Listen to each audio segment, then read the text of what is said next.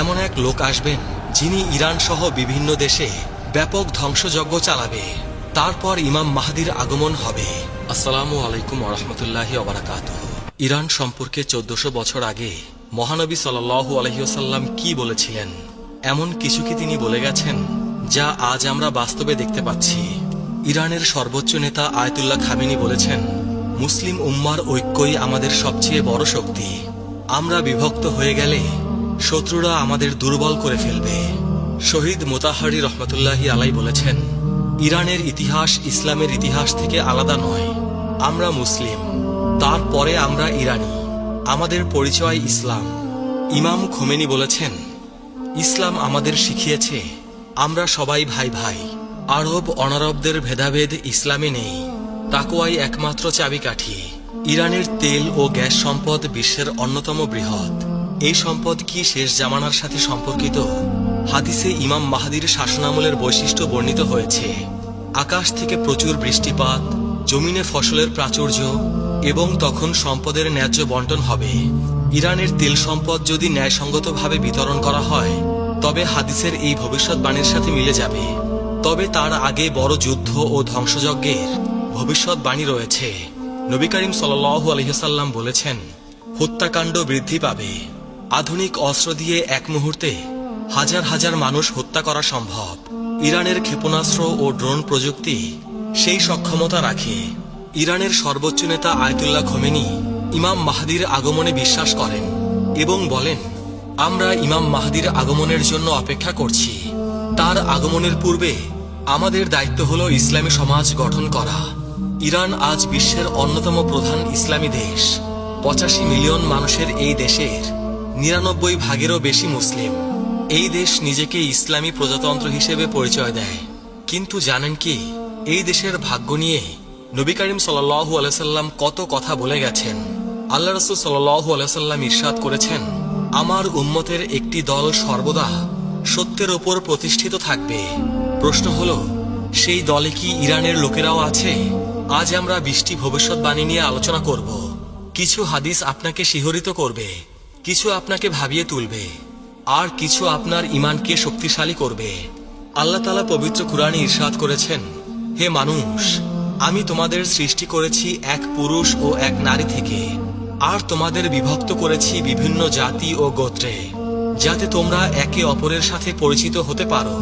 তোমাদের মধ্যে আল্লাহর কাছে সেই সর্বোত্তম যে তোমাদের মধ্যে সর্বাধিক মুত্তাকি। সূরা আল হুজরাত আয়াত 13। প্রথম ভবিষ্যৎবাণী, সিফাত যুদ্ধ ও ইরান, 657 খ্রিস্টাব্দ। ইসলামের ইতিহাসের এক গুরুত্বপূর্ণ অধ্যায়, সিফাত যুদ্ধ। আলী রাদিয়াল্লাহু তাআলা আনহু ও মুয়াবিয়া রাদিয়াল্লাহু তাআলা আনহুর মধ্যে এই যুদ্ধ সংগঠিত হয়। কিন্তু জানেন কি, এই যুদ্ধে ইরানীদের ভূমিকা কি ছিল? ইরান থেকে আগত সাহাবীরা, বিশেষ করে সালমান ফার্সি রাদিয়াল্লাহু তাআলা আনহুর অনুসারীরা এই যুদ্ধে আলী রাদিয়াল্লাহু তাআলা আনহুর পক্ষে লড়েছিলেন। নবী করিম সাল্লাল্লাহু আলাইহি সাল্লাম বলে গিয়েছিলেন, এমন ফিতনা আসবে যাতে বসে থাকা ব্যক্তি দাঁড়ানো ব্যক্তির চেয়ে উত্তম হবে। সহিহ বুখারী। সিফাত যুদ্ধ ছিল সেই ফিতনার অংশ। ইতিহাস বলে, ইরানি মুসলিমরা সংখ্যাগরিষ্ঠ ছিল। ইরানি মুসলিমরা ছিল আলী রাদিয়াল্লাহু তাআলা আনহুর সমর্থক। যুদ্ধের পর একদল ইরানি আলী রাদিয়াল্লাহু তাআলা আনহুর কাছে এসে বললেন, আমরা আপনার জন্য জান ও মাল কোরবান করতে প্রস্তুত।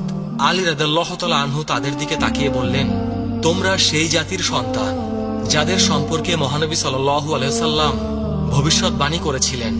ইতিহাস সাক্ষ্য দেয়, ইরানি মুসলিমরা সবসময় সত্যের পক্ষে দাঁড়িয়েছে। 2. দ্বিতীয় ভবিষ্যৎবাণী, আধুনিক ইরানের ভবিষ্যৎ। এখন প্রশ্ন, আধুনিক ইরানের কি হবে? নবী করিম সাল্লাল্লাহু আলাইহি ওয়াসাল্লাম কি এ বিষয়ে কিছু বলে গেছেন? হয়তো সরাসরি বলেননি, কিন্তু একটি হাদিসে তিনি বলেছেন, আল্লাহ এই উম্মতের জন্য প্রতি 100 বছর পর এমন কাউকে পাঠাবেন যারা তাদের ধর্মকে সংস্কার করবে। আবু দাউদ। 1979 সালে ইরানে যে ইসলামী বিপ্লব ঘটেছিল, এই বিপ্লব কি মহানবী সাল্লাল্লাহু আলাইহি সাল্লামের সেই হাদিসের উদাহরণ? অনেক বিশ্লেষক মনে করেন, এই বিপ্লব বিশ্বব্যাপী ইসলামী জাগরণের সূচনা করেছিল। আজকের ইরান একটি ইসলামী প্রজাতন্ত্র। ইরানের সর্বোচ্চ নেতা আয়াতুল্লাহ খামেনি। ইরানের পারমাণবিক কর্মসূচি আন্তর্জাতিক বিতর্কের কেন্দ্র। নবী করিম সাল্লাল্লাহু আলাইহি সাল্লাম আরো বলেছেন, শীঘ্রই বিভিন্ন জাতি তোমাদের বিরুদ্ধে একত্রিত হবে, যেমন খাদ্যের পাত্রের দিকে খাদকরা একত্রিত হয়। আবু দাউদ। ইরানের বিরুদ্ধে পাশ্চাত্যের নিষেধাজ্ঞা, ইসরায়েলের সাথে সংঘাত, এসব কি এই হাদিসের বাস্তবায়ন? এসব সম্ভবত এই হাদিসেরই বাস্তবায়ন। তৃতীয় ভবিষ্যৎবাণী, ইরানে ইসলামের বিস্তার। নবী করিম সাল্লাল্লাহু আলাইহি সাল্লাম বলেছেন, এই দিন সেখানে পৌঁছাবে যেখানে রাত ও দিন পৌঁছায়। মুসনাদে আহমদ।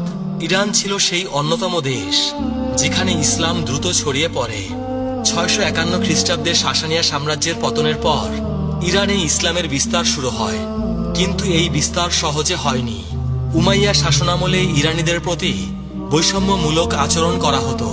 তাদেরকে মাওয়ালি কিংবা কৃতদাস শ্রেণীর নাগরিক হিসেবে গণ্য করা হতো। হাজ্জাজ বিন ইউসুফ ফার্সি ভাষা ব্যবহার করা নিষিদ্ধ করে দিয়েছিলেন, কিন্তু ইরানিরা ধৈর্য ধারণ করে। তারা ইসলাম গ্রহণ করল, কিন্তু নিজেদের ভাষা ও সংস্কৃতি রক্ষা করল। ইতিহাসবিদ বার্নার্ড লুইস বলেছেন, ইরান প্রকৃতপক্ষে ইসলামী হয়েছিল, কিন্তু আরবীয় হয়নি। এই ভবিষ্যৎবাণী আজ সত্য হয়েছে। ইরানের জনসংখ্যার 99 ভাগেরও বেশি মুসলিম। চতুর্থ ভবিষ্যৎবাণী, শিয়া সুন্নি বিভাজন ও ইরান। একটি জটিল কিন্তু সত্য বিষয়। শিয়া সুন্নি বিভাজন। নবী করিম সাল্লাল্লাহু আলাইহি সাল্লাম কি এ বিষয়ে কিছু বলেছেন? তিনি বলেছেন, তোমরা অবশ্যই তোমাদের পূর্ববর্তীদের পথ অনুসরণ করবে। সহিহ বুখারী। এবং আরেকটি হাদিসে বলেছেন, আমার উম্মত 73 ফিরকায় বিভক্ত হবে। আবু দাউদ। 16শো শতাব্দীতে সাফাবি রাজবংশ ইরানে শিয়া ইসলামকে রাষ্ট্রধর্ম হিসেবে গ্রহণ করে। এর আগে ইরানে সুন্নি ইসলামী প্রধান ছিল। আজ ইরান বিশ্বের বৃহত্তম শিয়া মুসলিম দেশ। প্রায় 90 থেকে 95% মানুষ শিয়া ইসলামের অনুসারী। এক্ষেত্রে আমাদের দৃষ্টিভঙ্গি কি হওয়া উচিত? আমরা সবাই মুসলিম, আমাদের উচিত ঐক্য অটুট রাখা। পঞ্চম ভবিষ্যৎবাণী, জান্নাতে ফার্সি ভাষাভাষী মানুষের সংখ্যা। নবী করিম সাল্লাল্লাহু আলাইহি সাল্লাম বলেছেন, 4 ব্যক্তি জান্নাতবাসীদের নেতা, আমি, আলী, হামজা ও জাফর। তিরমিজি। এই জাফর কে? কেউ বলেন জাফর তায়ার, কেউ বলেন জাফর আল সাদিক। জাফর আল সাদিকের অনুসারীদের মধ্যে বহু ফার্সি বিদ্বান ছিলেন। তার ছাত্রদের মধ্যে আবু হানিফাও ছিলেন। আরেকটি হাদিসে নবী করিম সাল্লাল্লাহু আলাইহি সাল্লাম বলেছেন, জান্নাতে প্রবেশ করবে এমন লোক যাদের হৃদয় পাখির হৃদয়ের মতো হবে। সহিহ মুসলিম। এর ব্যাখ্যায় বলা হয়েছে, তারা হবে নির্ভীক ও আল্লাহর ওপর ভরসাকারী লোক। ইরানি মুসলিমরা ইসলামের জন্য জীবন দিতে কখনোই পিছুপা হয়নি। খোরাসানের মুজাহিদ, কারবালার শহীদ, ইরান ইরাক যুদ্ধের শহীদ সবাই জান্নাতের আশায় জীবন দিয়েছেন। ষষ্ঠ ভবিষ্যৎবাণী, ফার্সি ভাষায় কুরআন তিলাওয়াত। এক ফার্সি ব্যক্তি আরবি জানতেন না। তিনি কাঁদতে কাঁদতে নবী করিম সাল্লাল্লাহু আলাইহি সাল্লামের কাছে আরজ করলেন, ইয়া রাসূলুল্লাহ, আমি আরবি বুঝি না, আমি আমার ভাষায় আল্লাহর প্রশংসা করতে চাই। নবী করিম সাল্লাল্লাহু আলাইহি সাল্লাম চুপ করে রইলেন। তখন জিবরাইল আলাইহিস সালাম এসে বললেন, আল্লাহ বলেছেন, প্রতিটি জাতি তাদের নিজস্ব ভাষায় আমার ইবাদত করতে পারে। হাদিসে এসেছে, কিয়ামতের দিন আল্লাহর কাছে সবচেয়ে প্রিয় শব্দ হলো সেই ইমামের কণ্ঠস্বর যিনি সুন্দর কণ্ঠে বলেন, আল্লাহুম্মা রব্বানা লাকাল হামদ। মুসনাদে আহমদ। ইতিহাস বলে, ইসলামের 2য় শতাব্দীতেই ফার্সি ভাষায় কুরআনের অনুবাদ ও তাফসির রচিত হতে শুরু করে। সামানি রাজবংশের সময় ফার্সি ভাষায় প্রথম পূর্ণাঙ্গ কুরআন অনুবাদ সম্পন্ন হয়। সপ্তম ভবিষ্যৎবাণী, ফার্সি বিদ্বানদের আবির্ভাব। ইমাম জাহাবি রহমতুল্লাহি আলাইহি তার তাজকিরাত আল হুফাজ গ্রন্থে 21 জন হাদিস বিশারদের তালিকা দিয়েছেন যারা ফার্সি বংশোদ্ভূত ছিলেন। তাদের মধ্যে রয়েছেন ইমাম বুখারী, ইমাম মুসলিম, ইমাম আবু দাউদ, ইমাম তিরমিজি, ইমাম নাসাই, ইমাম ইবনে মাজাহ। এছাড়াও ফিকাহ শাস্ত্রের ইমাম আবু হানিফা রহমতুল্লাহি আলাইহি ছিলেন ফার্সি বংশোদ্ভূত। বিজ্ঞান ও দর্শনের ক্ষেত্রেও ইরানিদের অবদান অনস্বীকার্য।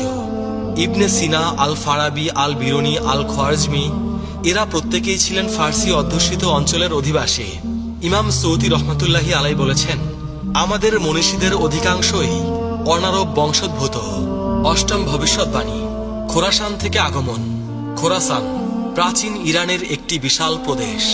বর্তমান ইরান, আফগানিস্তান, তুর্কমেনিস্তান এবং উজবেকিস্তানের কিছু অংশ নিয়ে গঠিত ছিল এই অঞ্চল। নবী করিম সাল্লাল্লাহু আলাইহি সাল্লাম ইরশাদ করেছেন, পূর্ব দিক থেকে কিছু লোক আসবে, তাদের সাথে থাকবে জান্নাত ও চাবুক, যা দিয়ে তারা মানুষকে প্রহার করবে। মুসনাদে আহমদ। এই হাদিসের ব্যাখ্যায় মুহাদ্দিসগণ বলেন, এটা খোরাসানের মুজাহিদ ও বিদ্বানদের প্রতি ইঙ্গিত। খোরাসান থেকে বহু ইসলামী ব্যক্তিত্ব এসেছেন। আর এক হাদিসে এসেছে, জান্নাতীরা উচ্চ কক্ষের অধিবাসীদের দিকে তাকাবে, যেমন তারা দূরবর্তী উজ্জ্বল তারকার দিকে তাকায়। সহিহ বুখারী। পণ্ডিতগণ বলেন, খোরাসানের বিদ্বানরা তাদের জ্ঞান ও তাকওয়ার কারণে জান্নাতে উচ্চ মর্যাদা পাবেন। খোরাসানের একটি বিখ্যাত শহর নিশাপুর। ইমাম মুসলিম, ইমাম তিরমিজি, ইমাম হাকিম নিশাপুরি সবাই এই শহরের অধিবাসী ছিলেন। নবম ভবিষ্যৎবাণী। কারবালার ঘটনা ও ইরানি শোক। 680 খ্রিস্টাব্দের কারবালার ঘটনা। ইমাম হুসাইন রাদিয়াল্লাহু তাআলা আনহু এর শাহাদাত। ইরানি মুসলিমরা এই ঘটনার পর থেকে ইমাম হুসাইন রাদিয়াল্লাহু তাআলা আনহু এর শোকে মাতম করে আসছেন। একটি হাদিসে এসেছে, হুসাইন রাদিয়াল্লাহু তাআলা আনহু এর হত্যার জন্য মুমিনদের অন্তরে এক উত্তাপ রয়েছে, যা কখনো ঠান্ডা হবে না। মুসনাদে আহমদ। এই হাদিসের বিশুদ্ধতা নিয়ে মতভেদ আছে, তবে ইতিহাস সাক্ষ্য দেয় ইরানি মুসলিমরা কারবালার ঘটনাকে কেন্দ্র করে গভীর আবেগ পোষণ করে। প্রতি বছর মহররম মাসে ইরানের আশুরা দিবসের মিছিল বিশ্ববিখ্যাত। সাফাবি রাজবংশ ক্ষমতায় আসার পর তারা ইরানের শিয়া ইসলামকে প্রাতিষ্ঠানিক রূপ দেয় এবং আশুরা পালনকে উৎসাহিত করে। দশম ভবিষ্যৎবাণী। ইমান যদি থুরাইয়া তারকায় থাকত। একবার এক ব্যক্তি ইমাম আবু হানিফা রহমতুল্লাহি আলাইকে জিজ্ঞেস করলেন, আপনার বংশ কোথায়? ইমাম আবু হানিফা রহমতুল্লাহি আলাই কিছুক্ষণ চুপ করে রইলেন। তারপর বললেন, আমি সেই জাতির সন্তান যাদের সম্পর্কে রাসূল পাক সাল্লাল্লাহু আলাইহি সাল্লাম ভবিষ্যৎবাণী করেছিলেন। হযরত আবু হুরায়রা রাদিয়াল্লাহু তাআলা আনহু বর্ণনা করেছেন, আমরা নবী করিম সাল্লাল্লাহু আলাইহি সাল্লামের কাছে বসা ছিলাম। তখন তার উপর সূরা জুমুয়া নাজিল হলো। যখন তিনি আয়াত তিলাওয়াত করলেন, আর অন্যদের জন্য, তাদের মধ্যে যারা এখনো তাদের সাথে মিলিত হয়নি। আমি জিজ্ঞেস করলাম, ইয়া রাসূলুল্লাহ, এই অন্যরা কারা? মহানবী সাল্লাল্লাহু আলাইহি সাল্লাম উত্তর দিলেন না। আমি 3 বার প্রশ্ন করলাম। তখন আমাদের মাঝে সালমান ফার্সি রাদিয়াল্লাহু তাআলা আনহু ছিলেন। রাসূল পাক সাল্লাল্লাহু আলাইহি সাল্লাম তার হাত সালমানের ওপর রাখলেন এবং বললেন, যদি ঈমান থুরাইয়া তারকায়ও থাকত, তাহলে পারস্যের অধিবাসীদের মধ্য থেকে কিছু মানুষ সেই ঈমান অর্জন করত। সহিহ মুসলিম। হাদিস নং 2546। ইমাম কুরতুবী রহমাতুল্লাহি আলাই বলেছেন, এই হাদিস ফার্সি জাতির মর্যাদার স্পষ্ট প্রমাণ। নবী করিম সাল্লাল্লাহু আলাইহি সাল্লাম ভবিষ্যৎবাণী করেছেন যে এই জাতি ইসলামী জ্ঞানের চূড়ায় পৌঁছাবে। 11তম ভবিষ্যৎবাণী। সালমান ফার্সি রাদিয়াল্লাহু তাআলা আনহু এর মর্যাদা। সালমান ফার্সি রাদিয়াল্লাহু তাআলা আনহু ইসলামের প্রথম ইরানি মুসলিম। তার জীবনী অত্যন্ত অনুপ্রেরণাদায়ক। তিনি ইরানের একটি সম্ভ্রান্ত পরিবারে জন্মগ্রহণ করেছিলেন। সত্যের সন্ধানে নিজ দেশ ছেড়ে প্রথমে সিরিয়া, তারপরে আরবে পৌঁছান এবং অবশেষে মদিনায় এসে ইসলাম গ্রহণ করেন। নবী করিম সাল্লাল্লাহু আলাইহি সাল্লাম তাকে অত্যন্ত ভালোবাসতেন এবং বলেছিলেন, সালমান আমাদের আহলে বাইতের অন্তর্ভুক্ত। মুসনাদে আহমদ। সালমান রাদিয়াল্লাহু তাআলা আনহু এর মাধ্যমে পারস্য সম্পর্কে নবী করিম সাল্লাল্লাহু আলাইহি সাল্লামের প্রথম ভবিষ্যৎবাণী প্রকাশ পায়। তার হাত ধরে বহু ইরানি ইসলামের ছায়ায় এসেছিলেন। ভবিষ্যৎবাণী 12। সূরা জুমুয়ার আয়াত ও ফার্সিদের আগমন। সূরা জুমুয়ায় আল্লাহ পাক ইরশাদ করেছেন, তিনি উম্মীদের মাঝে তাদের মধ্য থেকে একজন রাসূল পাঠিয়েছেন, যিনি তাদের মাঝে তার আয়াত তিলাওয়াত করেন, তাদের পবিত্র করেন এবং তাদের কিতাব ও হিকমত শিক্ষা দেন, যদিও তারা আগে স্পষ্ট বিভ্রান্তিতে ছিল। আর অন্যদের জন্যও পাঠিয়েছেন, তাদের মধ্যে যারা এখনো তাদের সাথে মিলিত হয়নি। আর তিনি পরাক্রমশালী, প্রজ্ঞাময়। সূরা আল জুমুয়া আয়াত 2 থেকে 3। এই আয়াত নাজিলের পর সাহাবীরা জিজ্ঞেস করলেন, এই অন্যরা কারা? রাসূল পাক সাল্লাল্লাহু আলাইহি সাল্লাম সালমান ফার্সির দিকে ইশারা করে বললেন, যদি ঈমান থুরাইয়া তারকায়ও থাকত, তবে এই লোকেরা তা অর্জন করত। ইমাম তাবারি রহমতুল্লাহি আলাই বলেন, এই অন্যরা বলতে সমস্ত অনারবকে বোঝানো হয়েছে, অর্থাৎ যারা আরব নয়, বিশেষ করে ফার্সিদের। 13তম ভবিষ্যৎবাণী। খোরাসান থেকে কালো পতাকা। এবার আমরা শেষ সময়ের আলামত নিয়ে আলোচনা করব। নবী করিম সাল্লাল্লাহু আলাইহি সাল্লাম ইরশাদ করেছেন, খোরাসান থেকে কালো পতাকা বের হবে, তোমরা সাহায্য প্রাপ্ত হবে, এদের সাহায্য ফিরিয়ে দেওয়া হবে না। মুসনাদে আহমদ। এই কালো পতাকাধারী বাহিনী ইমাম মাহদির আগমনের পূর্বে বের হবে এবং সুফিয়ানি বাহিনীর সাথে যুদ্ধ করবে। তাদের নেতা হবে শুয়াইব ইবনে সালেহ। বর্তমান বিশ্বের ঘটনা প্রবাহ এই হাদিসের সাথে সাদৃশ্যপূর্ণ। গাজা, ইরান, সিরিয়া, লেবানন এসব স্থানের ঘটনা এই ভবিষ্যৎবাণীর কথা মনে করিয়ে দেয়। 14তম ভবিষ্যৎবাণী, ইমাম মাহদির আগমন ও ইরান। নবী করিম সাল্লাল্লাহু আলাইহি সাল্লাম ইরশাদ করেছেন, যদি দুনিয়ার একদিনও অবশিষ্ট থাকে তবে আল্লাহ সেই দিনকে দীর্ঘ করবেন যতক্ষণ না তিনি আমার পরিবারের একজন লোককে পাঠান, যার নাম আমার নামের মতো, যার পিতার নাম আমার পিতার নামের মতো। আবু দাউদ। ইতিহাসবিদগণ বলেন, ইমাম মাহদির আগমনের সময় ইরানের লোকেরা গুরুত্বপূর্ণ ভূমিকা রাখবে। শিয়া বিশ্বাস অনুযায়ী ইমাম মাহদি হলেন 12তম ইমাম, যিনি 941 খ্রিস্টাব্দে গায়েব হয়ে যান। তবে এই বিশ্বাসটি সহিহ নয়। সুন্নি বিশ্বাসেও ইমাম মাহদির আগমন একটি গুরুত্বপূর্ণ বিষয়। 15তম ভবিষ্যৎবাণী, সুফিয়ানি ও ইরান। সুফিয়ানি শেষ সময়ের একজন খারাপ চরিত্র। নবী করিম সাল্লাল্লাহু আলাইহি সাল্লাম বলেছেন, পূর্ব দিক থেকে আমার পরিবারের একজন লোক বের হবে, যাকে সুফিয়ানি বলা হয়। মুসনাদে আহমদ। সুফিয়ানি সম্পর্কে হাদিসে আরো বলা হয়েছে, সুফিয়ানি বের হবে এবং 33 মাস পৃথিবী শাসন করবে। মুসনাদে আহমদ।